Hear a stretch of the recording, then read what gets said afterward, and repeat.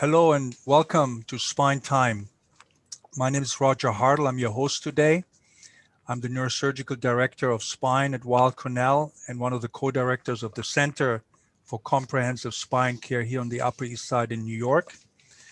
It's my great pleasure to welcome you to one of our bi-weekly webinars that we're hosting for our patients today. The title is Not Your Grandfather's Spine Surgery. I want to walk you quickly through our spine center. For those of you who are not aware, we're located on 59th Street and 2nd Avenue. We have a team of physicians who take care of all spinal problems and pathologies from operative to non-operative and also rehabilitation. We have a number of spine surgeons there, neurosurgical and orthopedic spine surgeons, pain management, physiatry, so sports medicine, complementary medicine, and so forth. We're trying to address everything in an interdisciplinary fashion, and we're with you from diagnosis to treatment to recovery, and we try to be approachable and really present things to you in a way that you can understand the problems that are facing you, and we're with you throughout the process. Now, today we'll talk about not your grandfather's spine surgery. And I think that's a really interesting topic. And some of you may wonder, what is this really all about? In order to clarify that, we invited 3 experts in spinal surgery. They happen to be my colleagues at Weill Cornell, Dr. Elowitz, who is Associate Professor of Clinical Neurological Surgery and Associate Attending at Weill Cornell and NewYork-Presbyterian Hospital. We have Dr. Kai-Ming Fu, who is also an Associate Professor of Neurological Surgery. He's also the head of neurosurgery at Lower Manhattan Hospital now since last year. And then finally, Dr. Michael Virk, who is Assistant Professor of Neurological Surgery, who's joining us today. All of these individuals are really highly accomplished experts in their particular area of spinal surgery.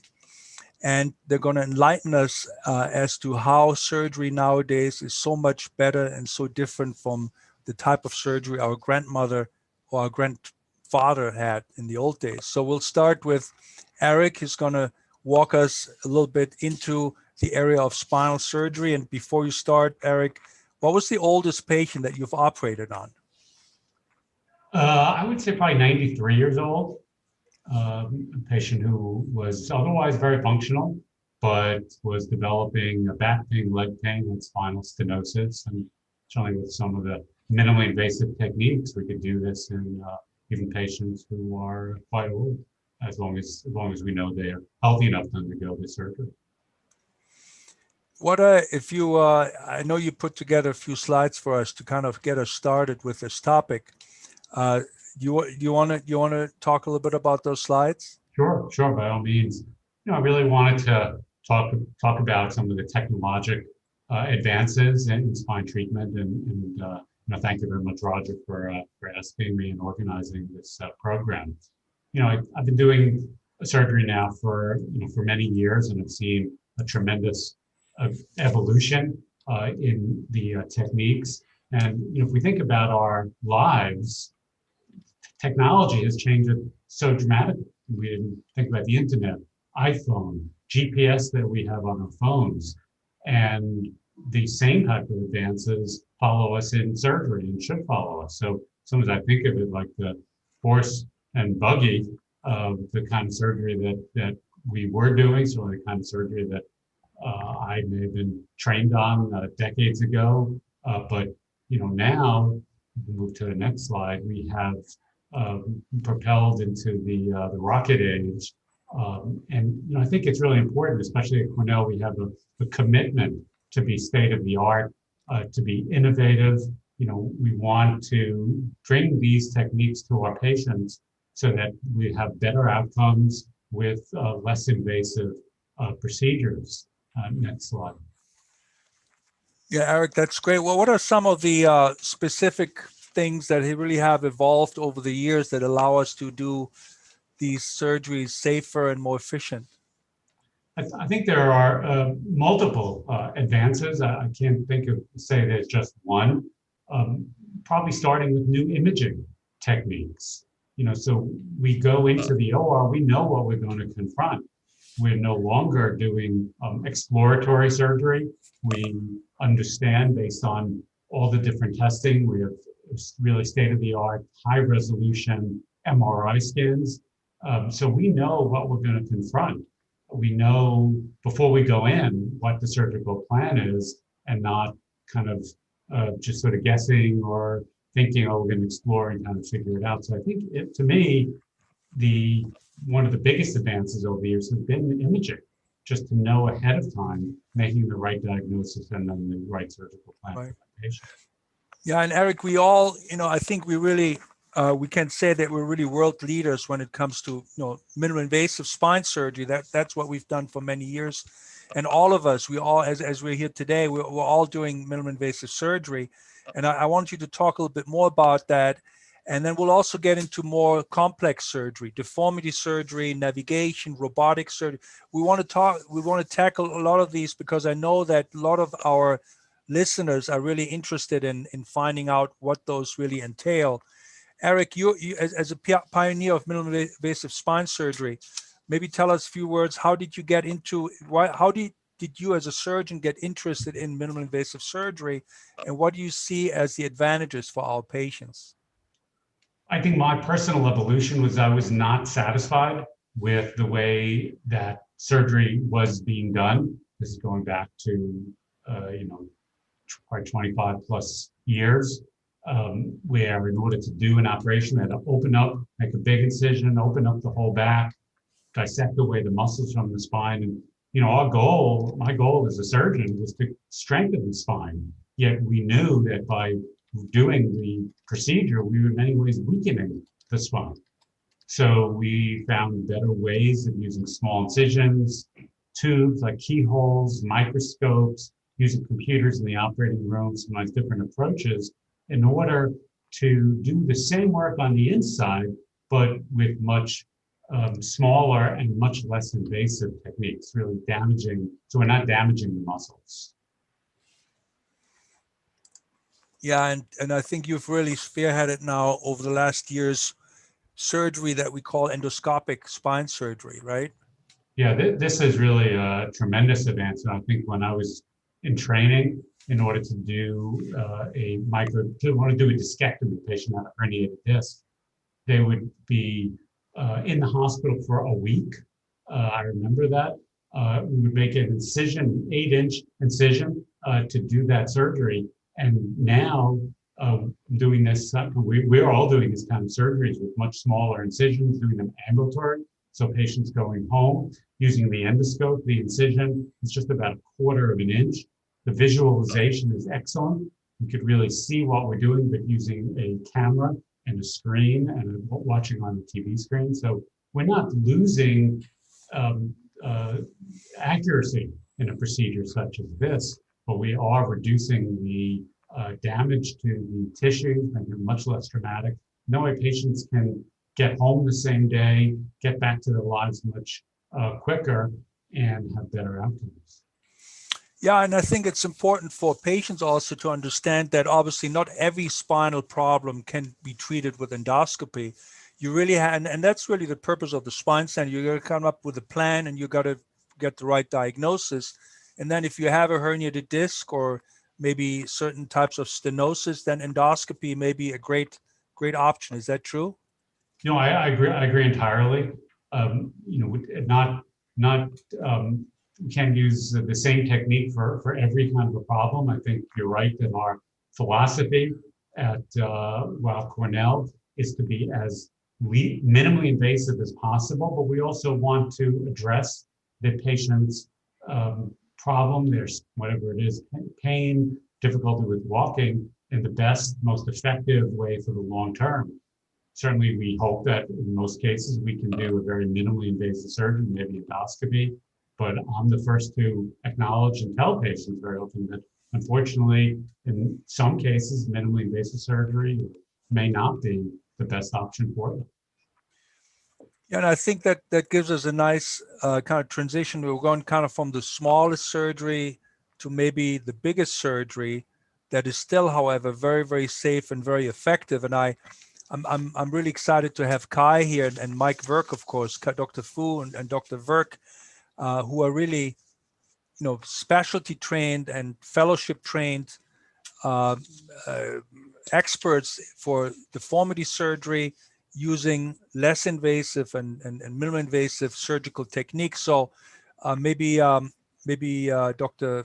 Fu or Mike, maybe you can talk us through this, maybe the importance of what we see here, what we've learned about the importance of not only looking at a small section of the spine, but looking at the whole spine and how you kind of translate that into a surgical plan and how you can execute that safely. Maybe Kai. Well, thanks, Roger. I think that you have some very nice pictures over here. One of them a little more traditional on the right, which is an X-ray, and on the left you have a nice sort of more contemporary technique, which does use X-rays, but is able to get a kind of an understanding of the whole person, spine, hips, legs, neck, everything sort of, so you can understand the overall alignment and balance of a patient. And I think this type of thinking has become very ingrained in our surgical decision making, in our treatment decision making, and we recognize that a lot of patients may have a small problem, but sometimes a problem may be more global. So a patient with back pain may have back pain due to the fact that they are unable to stand up straight, or they have a curvature like we see here on the right. And so I think these new techniques and looking have really changed how we treat certain patients. And I think that there's been a lot of high-tech tools, especially in the last 5 to 10 years, which have really made this safer. Not only do we have better pictures like this, but in the operating room, we have much safer ways of placing the stuff that we need to place to correct, including these screws and rods, with navigation, with intraoperative CT scans to make sure everything is safe. We have a lot better equipment in terms of the devices that we can use. And so overall, I think, the safety has increased, but also we've been able to develop a really a less invasive way to approach these. And, that's been really made possible by the advances in this technology. And that's allowed us to take something that would be big and open and take maybe 8 to 12 hours. And maybe it takes a little bit less, but the amount of tissue dissection done is so much less that the recovery is so much quicker.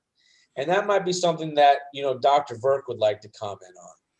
Sure, but real quick, I mean, the one thing that I always find fascinating is you're involved really on the international level in a lot of societies trying to figure out how can spine surgeons make surgery on these complex deformities safer. And you guys came up almost like with a cookbook, right, for how to use minimally invasive surgery safely for particular types of deformities. Do you want to say a few words about that, how that came about and what the main results were of that research? Sure, Roger. I think that's a great question and a great topic that I've been working on with surgeons from the city and all over this country, and you're right, in Europe as well as in South America and Asia, as ways to find the ways to sort of guide surgeons in how they can use less invasive techniques in an appropriate fashion. Because as Dr. Elowitz said, not every patient may be able to be treated with less invasive techniques, and you don't want to offer something that is inappropriate. And so we came up with an algorithm, and this algorithm allows the surgeon, along with the patient, as they work through it, to identify what kind of deformity they have, and they can get a real better understanding of the situation that they're in, and then they can identify what techniques that are available to them.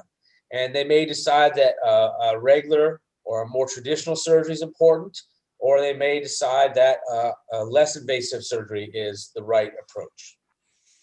Yeah, and this type of guidance really wasn't available during the time when our grandfathers had surgery, right? Which is really the big innovation now, that not only has the technology improved, but actually as surgeons, we also talk to each other and we learn from our experiences, and that really directly affects the quality of care of our patients, which I find really fascinating. And I'm really always amazed to see how you guys are involved with this type of research. The next slide here shows a patient that Mike Virk took care of. You know, Mike is, as I mentioned, he's a assistant professor of neurosurgery. He trained at UCSF in complex spinal deformity surgery. He's very interested in minimally invasive spinal surgery, of course, as well. And here he did something that I thought was really amazing. Mike, do you want to walk us through this? You're muted.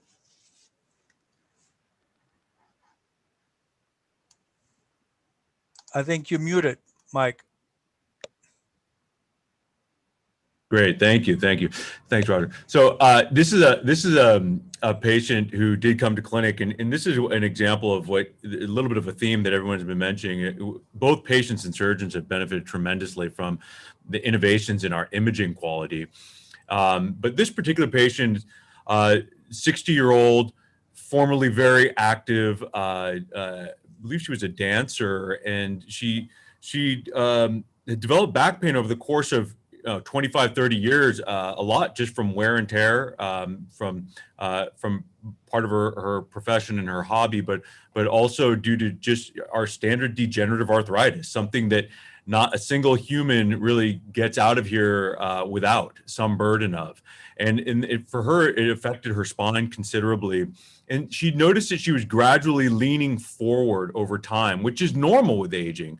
But if it happens too quickly, and you can see that the picture that is being illustrated there on the left, you have to do a lot of compensation, and it requires a lot of work then to stand up for long periods of time, to walk. So the activities of daily life become difficult because of the amount of energy you have to expend to maintain the vertical position, the horizontal gaze, to hold your neck up, to hold your head up as you fall forward. And simultaneously, she was developing tremendous back pain. And in the final year or two before she saw me, she was developing pain that was shooting down the leg that became really unrelenting. So she had multiple problems. Part of the problem was her alignment, her global posture, as Dr. Fu was talking about. There are some parameters that we now associate with greater disability and that we can measure. So part of her disability was due to that. Part of it was because of nerve root impingement. So compression of the neural elements that are really running through the spine, that the vertebral column is there to protect. But when it starts to fail under mechanical loading, it doesn't do as good of a job. So the neural elements can become impacted, and that's where some of the leg pain comes in. So she had been offered many large surgical approaches, and she was quite scared at this point of surgery because her pain doctor said that at this point she needed surgery. She was not really getting too much relief from conservative measures, and she was wondering what sort of options could be presented. So after looking at some of her imaging and doing a variety of tests, seeing her a couple of times in clinic, actually, we offered her a two-stage procedure. And this is very similar to, instead of making, like Dr. Elowitz had mentioned, the 8-inch incision for a microdisc, which is now really down to 18 millimeters, or in the case of endoscopic surgery, 8 millimeters. And with some of these larger reconstructions, instead of doing one big incision, sometimes much like laparoscopic surgeons will do multiple incisions. So maybe an incision in the front or the side in conjunction with two small ports in the back. So we'll do multiple smaller incisions to establish focal surgical corridors, go right to the problem. And we'll have a couple of those because we need to do different things from different parts of different approaches to get to access different parts of the spine. So in this case, there was a front approach through the abdominal cavity. It's not through the, it's called the retroperitoneal space, which is behind the intestines. We go behind there. We reconstructed the collapsed discs, realigned the vertebra that had slipped there, which was a huge part of the problem down at the base of her spine. And then from the back, we put in some rods and screws to hold it in place. But the beauty of this was that it was a two-level surgery, essentially. Two intervertebral discs were addressed, and the correction translated through her thoracic spine, which is the mid part of your spine, and then even into her cervical spine, where you can see that she's not working so hard to pull her head back. So these changes down at the base of the spine translated upward cranially to really have a global impact on her alignment while simultaneously decompressing her, and then the obligatory stabilization to make sure that this is a durable effect. And this was a patient who's up and walking the next day. Okay, they're up and walking. And one of the advantages of these, or multiple advantages, are we are seeing lower rates of infection, earlier mobilization, less blood loss, and shorter hospital stays. And sometimes minimally invasive approaches can take longer than traditional open approaches, but we hope that we make the time up on the back end of recovery for our patients. So this was just one example of a anterior and posterior approach that was done through small corridor surgery for spinal reconstruction. Yeah, Mike, thanks for really walking us through this so thoroughly. And I hope everybody can appreciate on the x-ray on the left side, that patient is really leaning forward. And then on the right side, that patient is very, very straight. And that really translates into less pain and much better functional capacity long-term. And it also translates then into less problems at the levels above surgery. Remember, we always talk about, if you do a fusion, you're going to develop a problem above or below.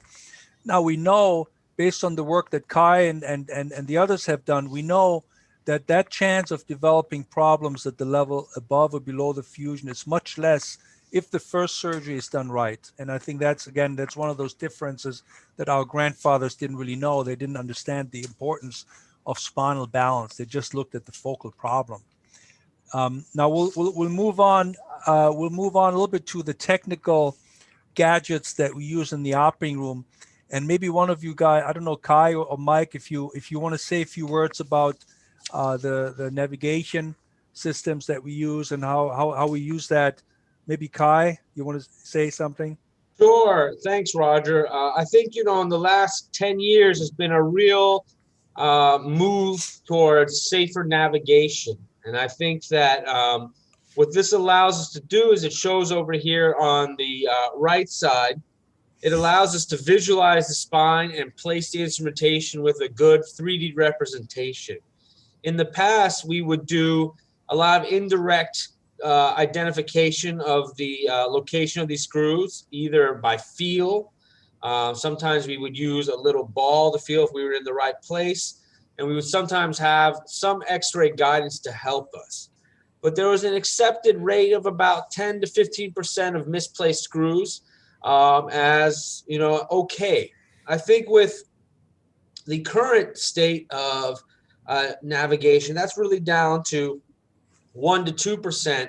And then with our ability to check the screws and the instrumentation before we leave the operating room, it's almost unlikely, that you would come back to have a repeat surgery for something that's misplaced. And so I think that's a big change in the way spine surgery has been practiced. I think it also allows us to do approaches to the spine with less exposure, because one of the ways that we understood where we were placing things was by visualizing the entire anatomy. But when we have this powerful tool, it allows us to safely place what we need to place without having to dissect and clear away the muscle and identify the anatomical landmarks in the same way when we have this wonderful technology. Yeah, Kai, thanks a lot. And I love this target sign here that kind of indicates you're really working towards the target. And so all of us really, if I look around, Eric uses it, right? Mike, we all use navigation. And Eric, any thoughts about navigation and robotic surgery? I'll move this on to the next slide. I put a picture in here of a robot. Now, this is not spine surgery, I think, but any thoughts about robotic surgery and the pros and cons? I know there's a lot of hype and a lot of publicity with robotic surgery. Yeah, certainly we're talking about advances. One of the major advances in spine surgery is having imaging, a CAT scan in the operating room, and having computers in the operating room, so that we use the term navigation, but in the same way that we navigate now when we take a road trip. We could use our phones for a GPS or a Google Maps. And I make the analogy, we know where we're going, we know where we're putting our directing, if we're using screws or our tubes, our microscopes, using this type of computerized technology. I think maybe at some point, the next evolution will be using robots. There are some that are certainly out there commercially. I think they have their pros and cons. We're certainly working toward having better robotics. So I've no doubt within a few years we're going to get there. And that's something else that's going to drive surgery to make it quicker, safer, with better outcomes. Yeah, and we have, people use robots for spine surgery, and the truth is that it's really just a different type of navigation, and this is just an example here of a robot as it's being used in the operating room. It really holds instruments, and the surgeon still comes in to place instruments, implants, screws, whatever it is, using a robot as a tool to determine the correct or hold the correct trajectory for that particular implant. Now, so we covered navigation, endoscopic surgery, robotic surgery a little bit. Of course, we got to talk about laser surgery, Mike. So, Mike, well, what's the everybody? I mean, almost every patient at some point hears about it and asks about it. What's the role of laser surgery in the contemporary operating room, and what other tools do we use that are really helpful? Well, I think laser surgery has some very effective uses in certain surgical disciplines. And even within neurosurgery, it's being used quite effectively for certain tumors, laser interstitial therapy, and maybe even some spine tumors as well. But the applications are extremely small as of right now, that we just don't have a lot of applications for the laser, although we do want to use it more. We just don't have great indications for it right now. But I think one thing that people might envision is a laser being used as a cutting instrument because of its extreme, how well the power can be modulated and how small it is and what fine cuts it can be made. And when it comes to that, we do have an analogous instrument that has been developed in the last few years. It's called an ultrasonic bone scalpel. And basically it uses ultrasound, and the tips for we had a lot of trouble in the early years cooling these things. So they were very cumbersome devices, just as computers. One of the big trouble when you want to make these advances for things to get smaller and faster is that you can't keep them cool enough to be functional. And now these instruments are widely available in operating room, and we can use them in our minimally invasive corridors to make extremely precise bone cuts, where we go in with image guidance. We know exactly where the osteotomy or bone incision needs to be made, or bone resection, to get to the area where the nerves are to be decompressed. And these have been made increasingly safe, where they look sharp, but they're actually not. They're very, very fine tips, but they're blunt, and they emit ultrasonic beams to essentially cut bone and a lot of irrigation to keep it cool. So both of the goals are being accomplished for a highly precise cut. It cauterizes the bone completely, so we have very little bone blood loss from the bone, which is something similar that people I think often associate with lasers, and that as surgeons we're very concerned about, is minimizing blood loss. So it's been an extremely effective tool, and they continue to get smaller. They don't quite fit down our smallest corridors, but they are on our way. And I think within the next year or two, we're going to have those available for our smallest corridors for minimally invasive surgery. But definitely ready for prime time now, and highly applicable in all the surgeries that we do. Yeah, so you can really see there are advances on every level, not only the diagnosis, the understanding of spinal anatomy, how that affects the surgical decision-making, but then also the tools in the operating room have become highly advanced, and it's really exciting to witness and to be part of this, frankly. I want to say a few words about tubular surgery. Now, we talked about the least invasive, which is the endoscopy. We talked about the less invasive surgery, which is really the deformity surgery. And then we have maybe a little bit in between, we have tubular surgery. And that is basically performing decompression surgery in any part of the spine through little tubes. And I remember when I was early on, when I was training and when I was traveling, that some of the surgeons that I worked with, and that's like 20 years ago, they would cut syringes, they would cut the ends of the syringes, and they use the syringe to perform spine surgery because they were not happy with the open surgery and the retractors that they used to use. They were just too big, and 20 years ago that was a real, obviously innovation. But now there are companies that make these tubular retractors, and we've gotten really good at using these retractors in the cervical spine, and the thoracic and lumbar spine. So instead of cutting muscle, we dilate the muscle, but we still have really nice access to the spine. And this is an example here: a lumbar spine, a patient who has lumbar stenosis, and when we place these tubular retractors. Now, again, all of us use these here, and there were some questions. Maybe I'll ask Eric, how successful are these tubular decompressions for lumbar spinal stenosis? Yeah, I mean, that's a great question. And that's something certainly we've been focusing our work here at Weill Cornell.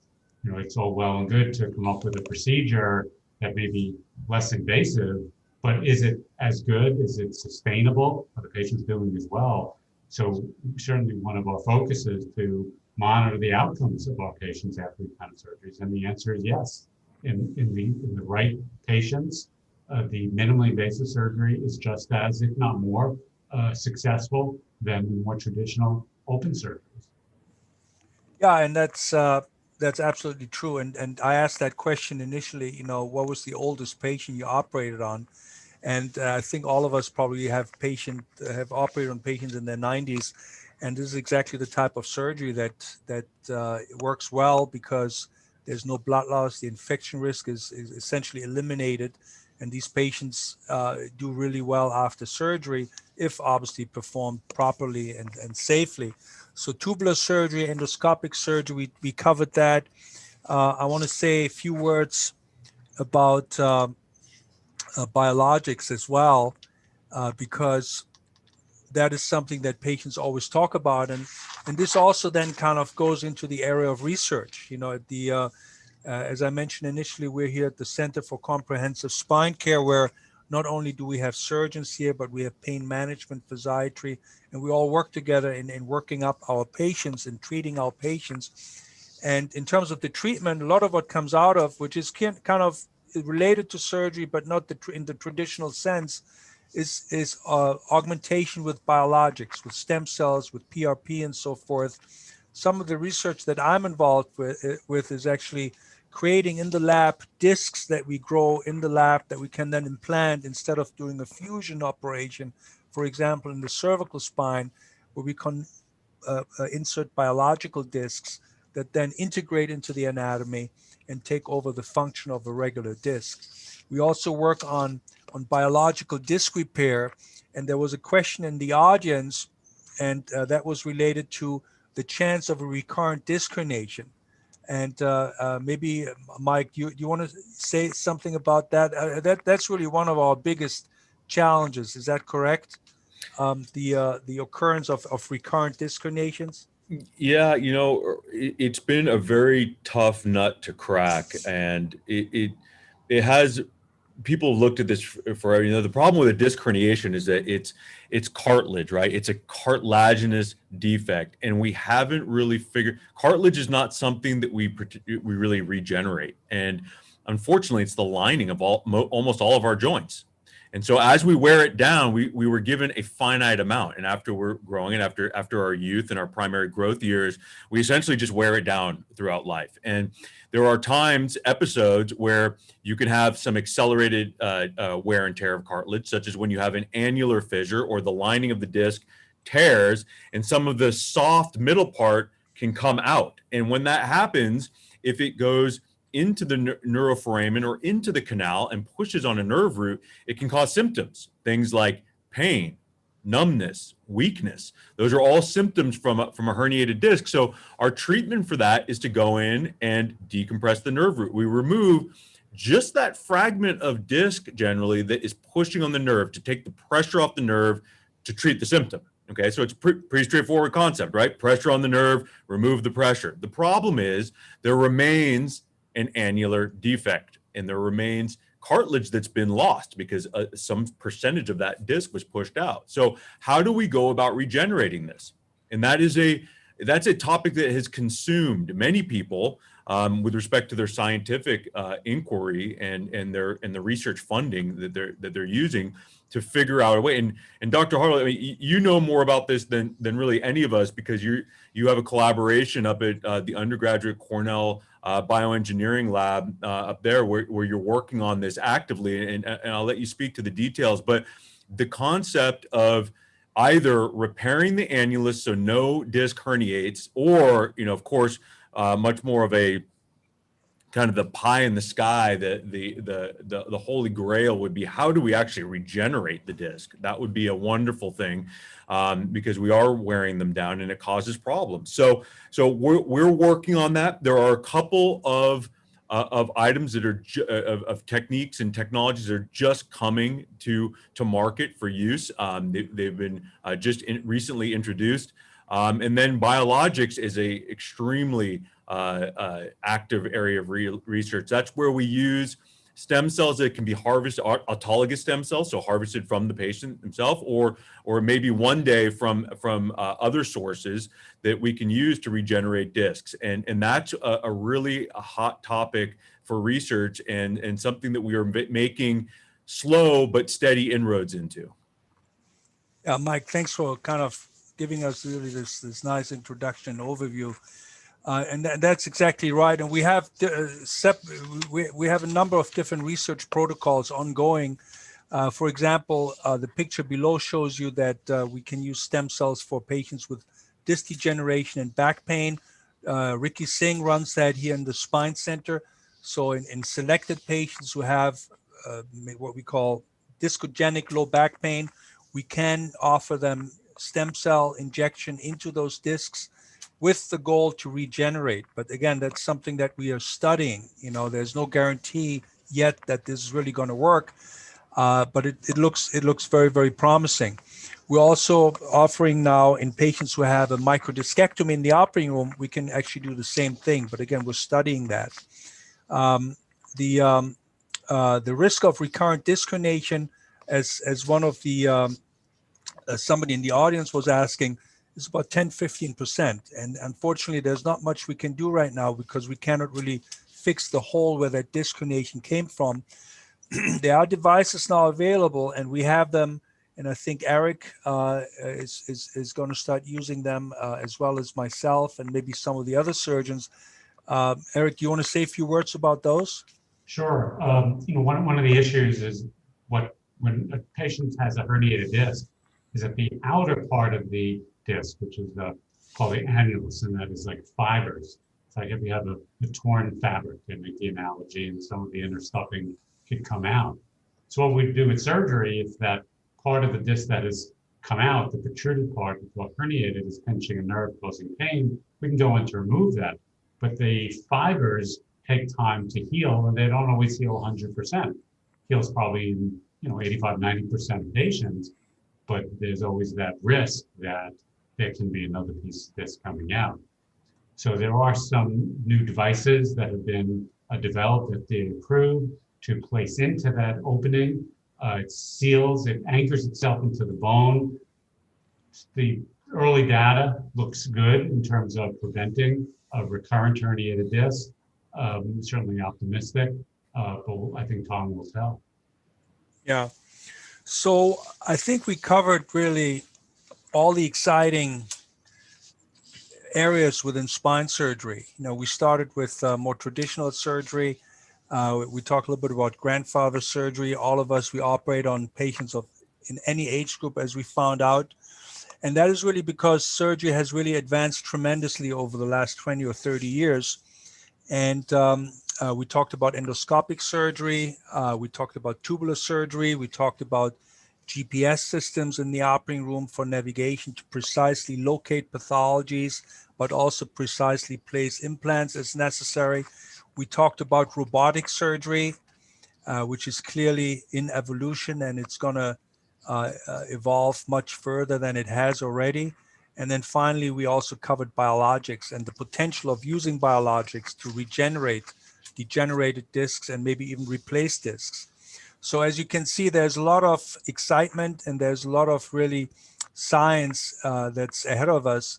And again, at the Center for Comprehensive Spine Care, we're really trying to be in the center of this, and by bringing together world-renowned experts as the ones that we have today here on the on our webinar, plus non-operative specialists such as pain management, complementary, and so forth. We're trying to bring it all together and really design and create a an environment where science and clinical care can blossom. So thanks again for your attention. I think we're going to wrap it up at this point. We do these webinars every 2 weeks. Next time, I'm not sure what the topic is next time, but we'll make sure that we pick something that is of interest to you. And be safe and be well out there. And we'll see you soon in 2 weeks. Eric, Mike, and Kai, thank you so much. And Roseanne and Tatiana, thanks for putting this all together as always.